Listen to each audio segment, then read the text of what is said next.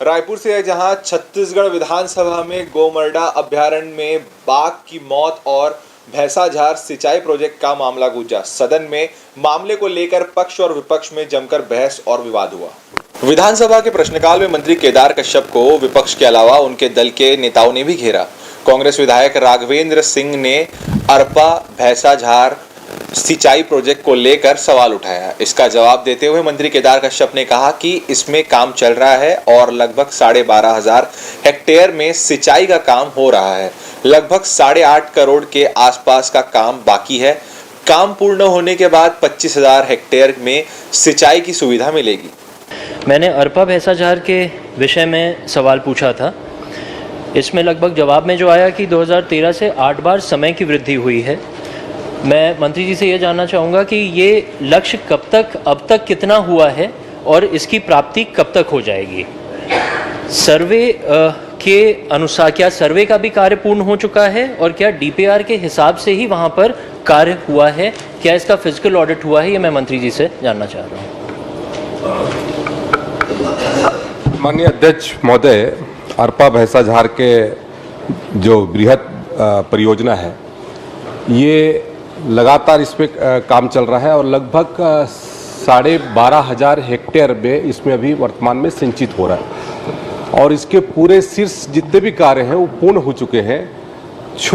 कुछ एक कार्य जो बाकी रह गए हैं, जिसके कारण से अभी आधे क्षेत्र को इसमें सिंचाई की सुविधा नहीं मिल पा रही है।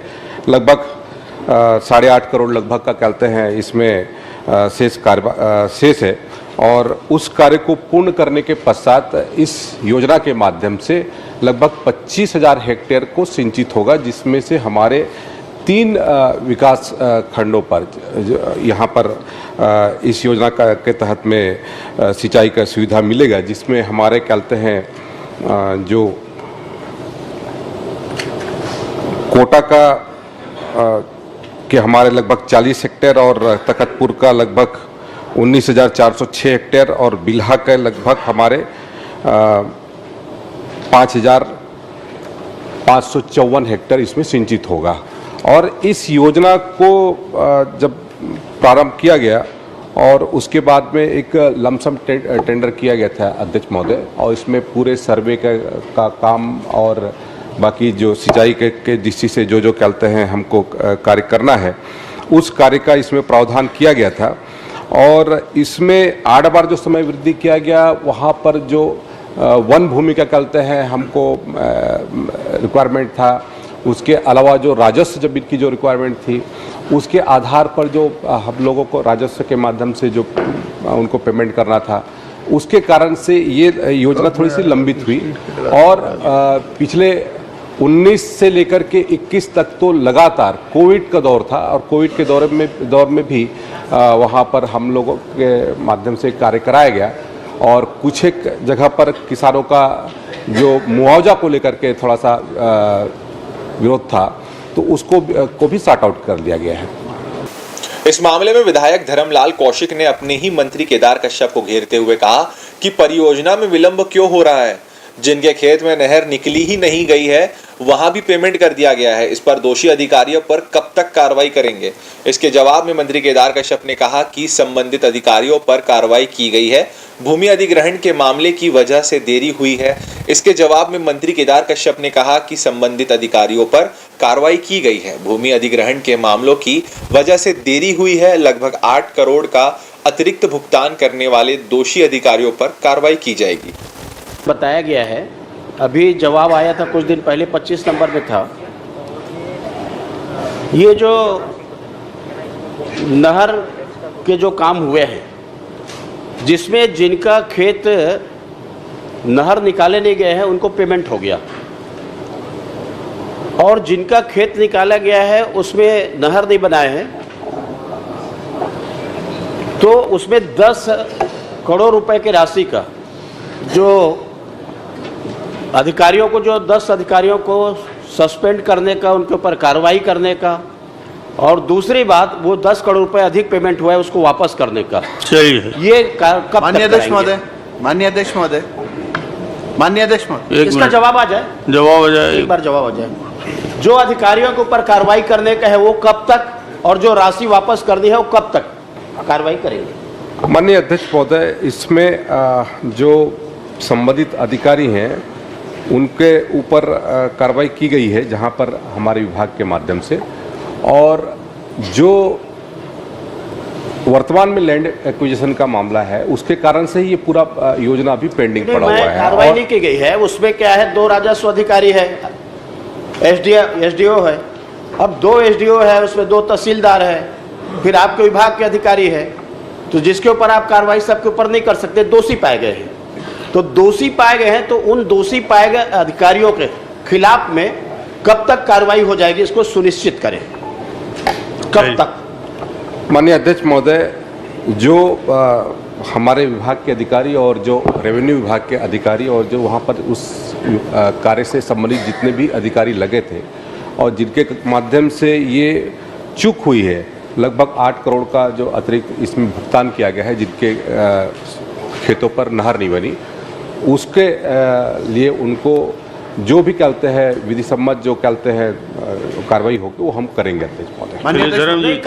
माननीय अध्यक्ष महोदय, पॉइंटेड क्वेश्चन, छोटा क्वेश्चन, कि जो दोषी पाए गए उनके खिलाफ में कब तक कार्रवाई हो जाएगी? मतलब आप बचाने का प्रयास कर रहे हैं उनको, और बचाने का प्रयास करने से आपको कोई फायदा होगा नहीं।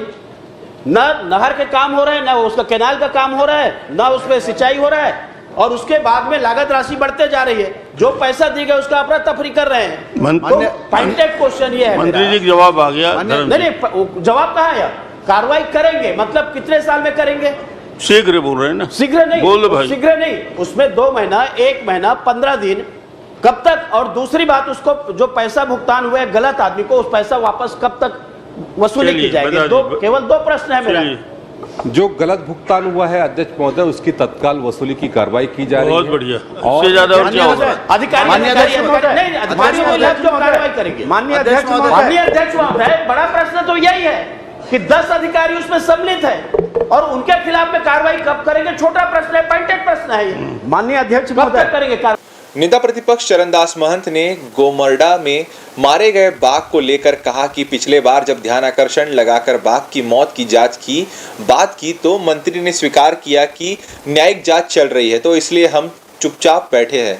महंत ने मंत्री कश्यप से न्यायिक जांच की जानकारी मांगी। विधायक धर्मजीत ने कहा कि नेता प्रतिपक्ष को बाघ की ज्यादा चिंता है, वे शेर की रक्षा के लिए आगे आए हैं। उन्होंने विधानसभा अध्यक्ष से आग्रह किया कि फॉरेस्ट डिपार्टमेंट से शेर का शावक भेंट करे ताकि महंत अपने नए बंगले में शेर पाल सके। बाघ के बारे में मेरा प्रश्न था सर, उसके उत्तरदायित्व के बारे में इनने जो जानकारी दी है उसको मैं पढ़ देता हूँ पहले। कि 19 नवंबर में ये पता लग गया कि एक बाघ आया है।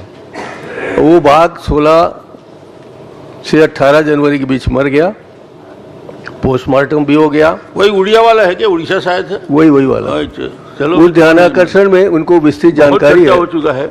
वो भाषा नहीं जानता था इसलिए फंस गया सर उड़िया। बताइए भाई। उड़िया नहीं, अभी बताना नहीं है उनको सोचने दीजिए थोड़ा। मेरे ध्यान आकर्षण के प्रश्न में मैंने यही कहा था कि बहुत इसमें घपला है, इसको आप एक विधायक की कमेटी बैठा के जांच करा दीजिए, इतना ही कहा था। मंत्री आपने नहीं सर आपने स्वीकार किया है कि न्यायिक जांच चल रही है। मैं तो आपसे एक निवेदन कर रहा था साहब, आप आसंदी से एक आदेश जारी करें। जैसे विद्याचरण शुक्ल जी जब दिल्ली में केंद्रीय मंत्री थे तो अपने घर में शेर पाले थे। एक छोटा सा शेर का बच्चा हमारे बहन जी के यहाँ भी दे दीजिए, उनका नया बंगला भेंट कर दें, फॉरेस्ट डिपार्टमेंट से भेंट करवा दें। अध्यक्ष महोदय, सदन में रायगढ़ जिले में लंबित राजस्व के मामले, राजनांदगांव और खैरागढ़ जिले में आदिवासी वर्ग की जमीन और रायपुर संभाग में नोटरियों के भर्ती के मामले भी गूंजे। न्यू वीडियोस की अपडेट पाने के लिए सब्सक्राइब करें इंडियन न्यूज को और बेल आइकन को दबाएं।